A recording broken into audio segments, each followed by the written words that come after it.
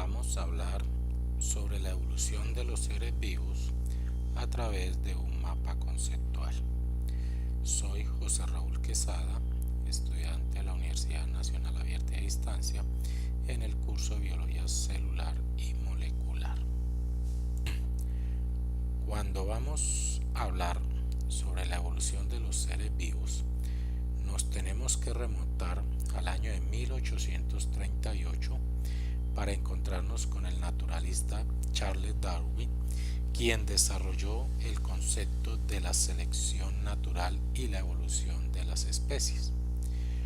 Para él, la selección natural, a partir de una selección adaptativa o una selección indirecta y bajo los principios de la herencia, variación ambiental y eficiencia diferencial, daba como resultado la subsistencia del más fuerte con la extinción del más débil.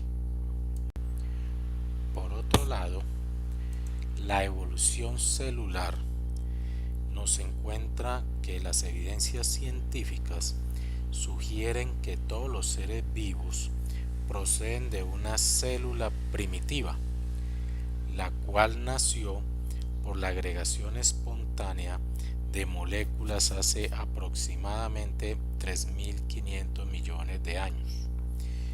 Esta evolución a partir de estas partículas se puede dividir en 4 etapas, en la cual el primer paso fue la formación de los polímeros de RNA capaces de autorreplicarse, ribosimas, a través de interacciones de apareamiento de bases complementarias. Este RNA desarrolló el proceso para la síntesis proteica y por último apareció el ensamble con las membranas lipídicas para la mezcla autorreplicante de RNA y proteínas. Y fue así como nació la primer célula o protocélula. Después de esta primer célula o protocélula empieza lo que se ha denominado la evolución molecular. Y esta evolución molecular consiste en una evolución de, como su nombre lo dice, de las moléculas, sabiendo que en esa época había un ambiente hostil con radiaciones ultravioletas y descargas eléctricas. Se logró comprobar por experimentos de Miller y Urey, quienes a su vez demostraron lo que ya en 1920 había hablado Oparin sobre la formación de partículas orgánicas a partir de este ambiente cargado de radiación ultravioleta y descargas eléctricas. Este ambiente, asociado a mezclas de metano, amoníaco, hidrógeno y agua, llegaban a formar pequeñas moléculas orgánicas como el cianuro de hidrógeno y el formaldehído. Sustancias estas que cuando se metían en una solución acuosa iban generando las 4 clases principales de pequeñas moléculas orgánicas que encontramos en las células, como son los carbohidratos, los aminoácidos, los lípidos y los nucleótidos. Con esta evolución hacia estas moléculas y la incorporación de estas moléculas a las células primitivas, llegamos al momento donde se generan las células, digamos, de la época moderna, como son las procariotas, que después dieron origen a las eucariotas en la medida en que cada procariota se internaba dentro de la otra célula e iban formando células más complejas. Vamos a considerar ahora lo que se ha denominado el árbol de la vida, lo cual es la evolución desde este primer ser unicelular hasta llegar a los organismos más complejos. Entonces partimos del origen de las eucariotas como ya la célula que va a dar su complejidad para el desarrollo de los diferentes seres vivos. ¿De dónde nacen estas eucariotas? Se creen que estas eucariotas evolucionaron a partir de los ancestros procariotas.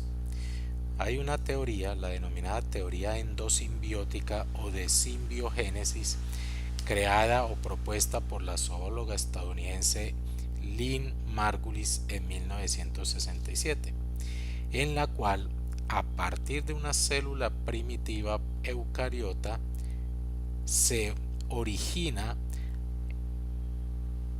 un englobamiento de otras células de tipo procariota, la cual pierde su pared celular y al ser englobada por esta célula eucariota va a crear una simbiosis entre ellos dos, y con esta simbiosis se va a aumentar la complejidad de la célula. Estas eucariotas, que aparecen alrededor de los 1500 millones de años, son los que cuando comienzan a tener su reproducción sexual, la cual les permite adaptarse a los cambios del medio ambiente, dan origen posteriormente a los organismos pluricelulares invertebrados, quienes vienen a aparecer alrededor de los 570 millones de años. Después de estos invertebrados van apareciendo los vertebrados, que se pueden considerar en el periodo paleozoico, y estos vertebrados, los primeros en aparecer son los peces.